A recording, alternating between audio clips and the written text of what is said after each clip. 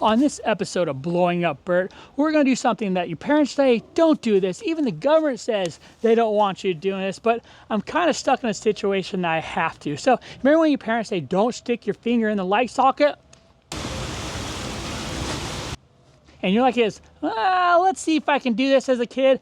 We're going to do this. So right now, I want to show you how, or I'm going to learn how to fill these propane bottles up from a 20-gallon propane tank. They say don't do this, and yeah, you can definitely see the instruction not to do this, but I'm kind of desperate down here in Baja. I only have one of these left. I'm here for another 4 months, so I have to learn. They say there's some down in Cabo San Lucas, the Walmart, but I didn't see any. So we're going to go in the process of learning how to do this. So enjoy the journey.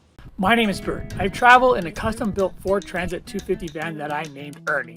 Like most van lifers, I grew tired of the 9-to-5 grind, so I quit my job, sold everything, and began traveling and experiencing all this lovely country has to offer. I spent the last few years traveling from Canada to Baja, having amazing adventures and meeting some of the most incredible individuals. Please join me on my trip to discover unbelievable destinations and make new friends. Welcome to SoCal Van Life. Caution! As I continue on this journey and learning how to refill these 1-pound propane bottles, I want you to understand it is danger. They do not recommend doing this. These cans aren't really built for this, but I'm kind of in a desperate situation, so I only plan on doing this once. It even says in the back here, the federal government says, never refill these cylinders under federal law of punishment $500,000, wow, and 5 years in imprisonment for filling this up. Holy crap! So it prohibits transportation if refilled. So I don't plan on transporting this once it's filled, and especially going back to States, I'll throw this away before I get there. But whatever you do, don't ever follow what I'm about to do from this YouTube channel. This is not the source to learn how to do this. There are plenty of other YouTube videos to learn. I'm just going to learn myself, but don't follow this video. So now let's learn how to do this. Like everything in my life now, if I want to learn a new subject, where do I go? YouTube, of course. So let's go to YouTube and let's simply just type in the refillable 1-ton propane tank. Oh, we got a lot of, don't do it. So you can see here, there are a ton of resources on how to fill up these 1-pound propane tanks. So I'm not going to bore you, but I'm going to go through it and make a checklist of what I learned by going through about 50 of these things. So okay. All right, here are the 10 steps I developed to refill my 1-pound propane bottle from a 20-pound tank. If I do this correctly, I save money. If I do this wrong, well, my van becomes a cautionary tale on why you don't mess with propane. Let's go. And here we have it. These are the things I'm going to need to actually fill this 1-pound propane canister. We have a 20-pound canister that's filled. This took about 2 weeks to fill down here in Todos Santos. Don't get me started on getting propane out here in Mexico, but it's a challenge. But we got this filled, an empty 1-pound canister. I bought this scale here on Amazon for about $12. This will give me a more accurate reading of actually how much fuel is put into here. Yeah, we're not going to need this. Hopefully we don't need this. So got to figure out how to work this too if we do need this. Also, probably the most important piece is this kind of filling probe here. It has a scale on here that tells you if it's full, if in the green area, and allows you to turn it on and fill this thing. So this will be connected like this, actually upside down. But you actually need one of these, and you have to buy it on Amazon. I'll put a link for this. And the final thing we'll need is actually the needle nose pliers, and these we'll use to help us purge out the air in the bottle. So these are the main tools that we're going to use to fill up this 1-pound propane bottle. My great YouTubing skills, I realized I actually didn't turn on the mic, so we have to do a voiceover. But step 1 is attaching the refill adapter. So you'll see here me attaching it very carefully. Make sure it's nice and tight. And now I'm going to turn it on and check for leaks. The actual bottle itself, checking for leaks to see if it's done. It doesn't look like we have any leaks, so let's go to step 2. In step 2, we turn the propane bottle upside down. This allows for the actual liquid propane to flow into the bottle a lot easier. But actually, in my practice, this is where the disaster took place. Well, let me show you. And now we're going to turn it upside down. If you turn it upside down, because the liquid propane is actually... Well, this is why you don't follow me doing this. Well, I narrowly avoided that disaster. So let's continue to step 3. This is where I attach the 1-pound bottle to the 20-pound canister using the adapter. So let's twist out and make sure it's nice and tight, but not overly tight. I can't screw it off.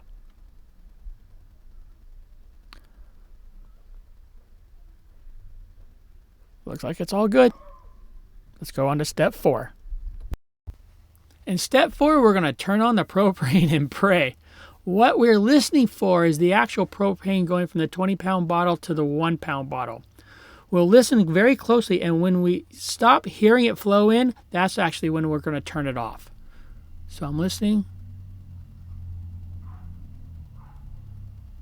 I think it takes about 30 seconds.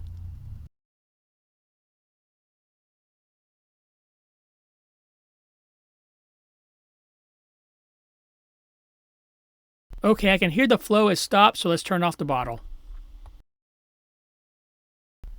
Now for step 5, probably the most important step. Make sure you turn off the propane. You don't want to keep the propane on while you unscrew the bottle and go to step 6. That wouldn't be good. It'd probably blow up my van in the process.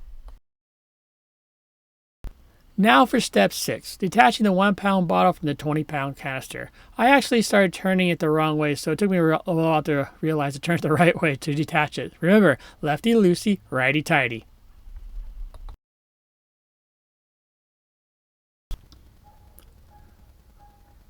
Okay, to make myself feel better, I flipped the canister back over just for safety. I didn't want it falling over in that precarious position. And make sure it's completely turned off. I think we're all good and no leaks.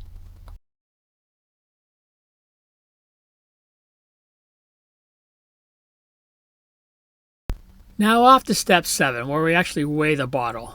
So thank you for Amazon for letting me purchase this cute little weighing scale. So I put the bottle on and it registered about 1.3 pounds. So we're about half full.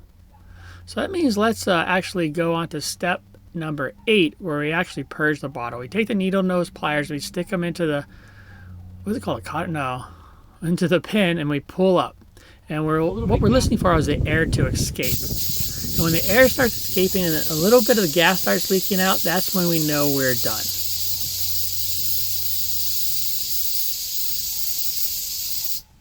It's okay. Now that I think we're done, so let's you'll smell a little bit of the gas. So now it's about half full, so we have to go on to step 9, where we actually repeat this process. So I want to repeat this process one more time, but I'm not going to let you see that. We'll put this on a fast forward and we'll go through it. Still minding all my steps while I do this.